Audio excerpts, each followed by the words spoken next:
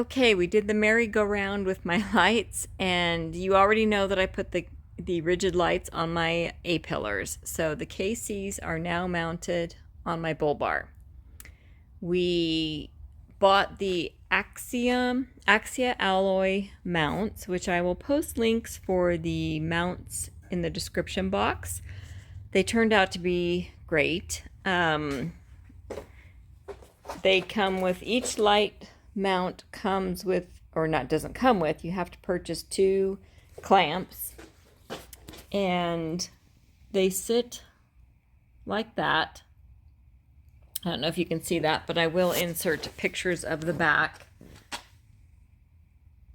And they are very strong. This isn't going anywhere. I did try to put some rubber insulation in between the clamp and my bull bar to protect the paint, the powder coat, but it would not fit. They are 1.75 inch clamps. My bull bar is 1.75 inch, and there is no room for anything else. So this side took me like an hour to figure out, because I kept trying to put a little piece of inner tube and a little piece of foam, and it was a pain in the butt, and I decided forget it, we're just going without. This side took 5 seconds because I already knew what to do. But the finish on these are very nice. It's a very shiny finish. It's a thick coating. I mean, unless these slide, I don't think they're going to cause any damage to the bull bar anyways. It's a nice heavy mount, and it's not heavy in weight, but it's just thick. I knew these lights, KC lights, are kind of heavy, and I wanted to be sure that, you know, over time that they're not going to flop or anything like that. So I'm very happy with those. And then we ended up putting the wiring. We used the rigid wiring because we had already, oops, sorry about that. We'd already used the original wiring for these lights to connect the rigid ones.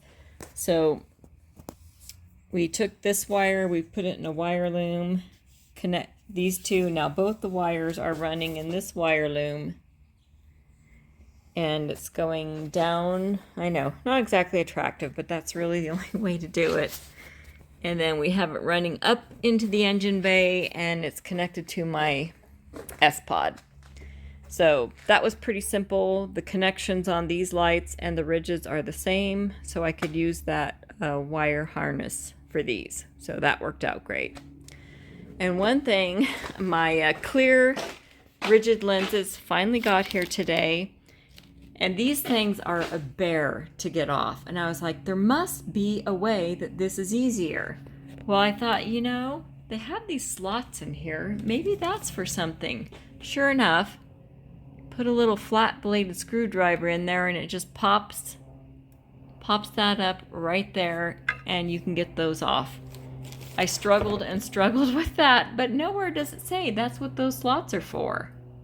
So yeah, just pop those off with a screwdriver, and then these snap on very easily, and they are on there. They're not going anywhere. And these lenses are a very good material. They're not just basic plastic.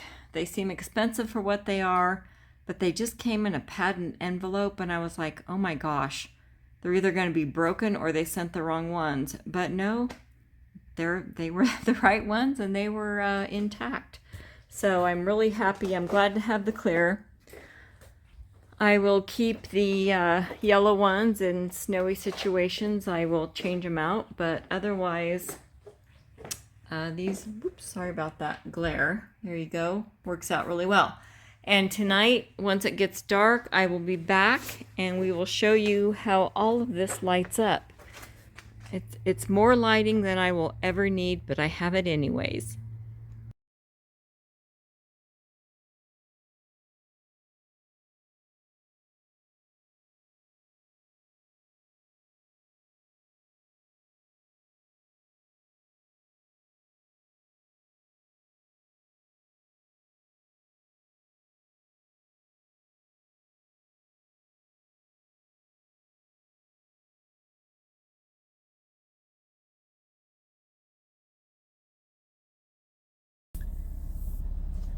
Okay, so we're outside and those are my headlights.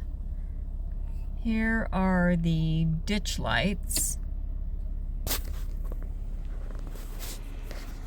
with the clear covers on them. It brightens up all the way off to the side of the Jeep. Over there you can see the straight line there that it creates. And now I will also turn on the KC lights up front. You can see all the way back to that piles of dirt, and it kind of lights up the tree line back there. And those are spot beams, so I'm going to turn them off now.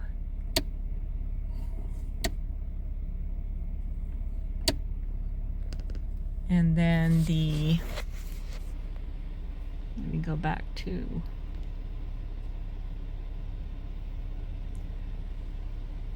the ditch lights on, off. Makes a huge difference. And there you go. Those are the lights that I just added to the Jeep.